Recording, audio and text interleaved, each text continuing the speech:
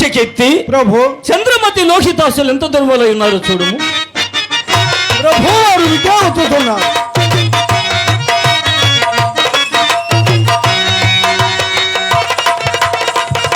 నాయన నీకు ఎర్రని మృగం చచ్చి జడియలేదు కదా. దేవి, మనం ఇప్పుడున్న తలంబక మున్యాశ్రమం సుమా. నాథ, ఇచ్చటి మునులు మనకు సందర్శనీయులు. ఈ ఆశ్రమం ఎవరిదయ్యుండినో కదా.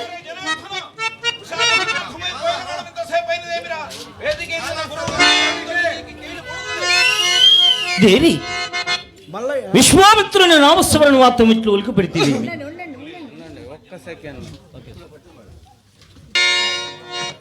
దేవి, మనం ఇప్పుడున్న తలంబక మున్యాశ్రమం సుమా. ఇచ్చటి మునులు మనకు సందర్శనీయులు. ఈ ఆశ్రమం ఎవరిదయ్యుండినో కదా నాథ.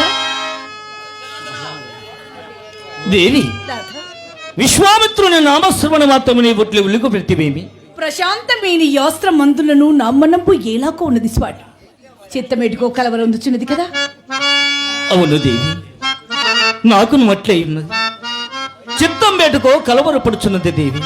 ప్రభు, ఘోరమైన వేదకత్వములను నిర్వహించడకే సహజ కరుణాయుక్తంబగు మీ చిత్తమ్మనకట్లున్నది. అంతకన్నా మరి ఏమీ లేదు ప్రభు.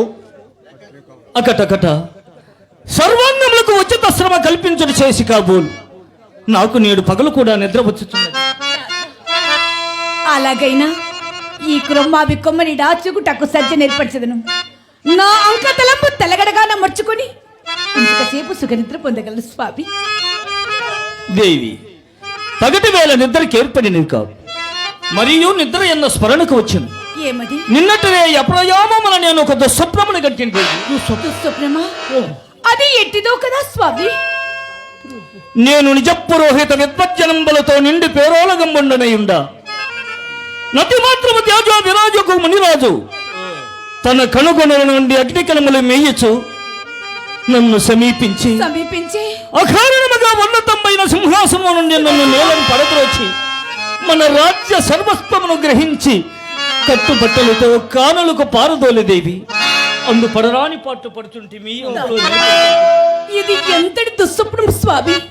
నాకునో ఇట్టికలే వచ్చినది నాథ, నాకునో ఇట్టికలే వచ్చినది. దేవా దేవి, మీది ఏ శుభములు రావు. నిన్నటి దినమున విశ్వామిత్రుడికి ఇచ్చిన ధనంబో తన వెంట తీసుకొని పోక మనకడ నేయించినందులకు చిత్తం భేదం విచారించు నిద్రించుతుంది. కావున వీటి కళలు వచ్చి ఉండవచ్చు. చూడు, నిదురించుటకు ముల్లు తామది ఏది తలంతురో.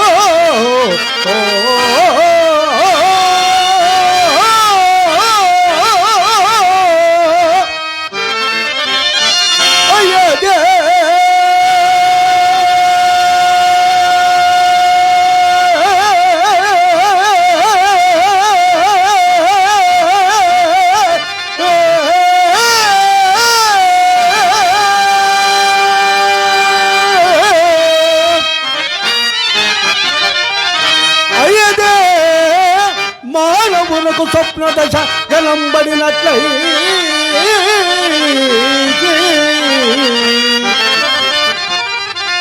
పదం పదిగా కలవరింపులో పల్కులో గడలు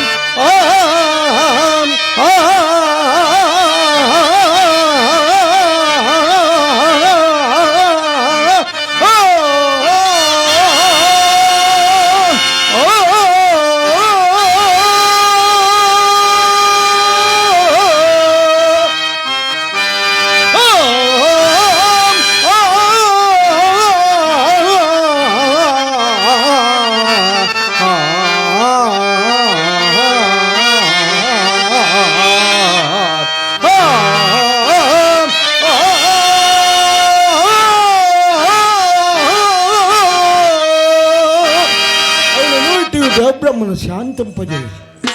ఈ పట్టున వినోదముగా కాలము గడపుడు ఆశ్రితులైన సంగీత పాఠకులైనా మన దగ్గర లేరే.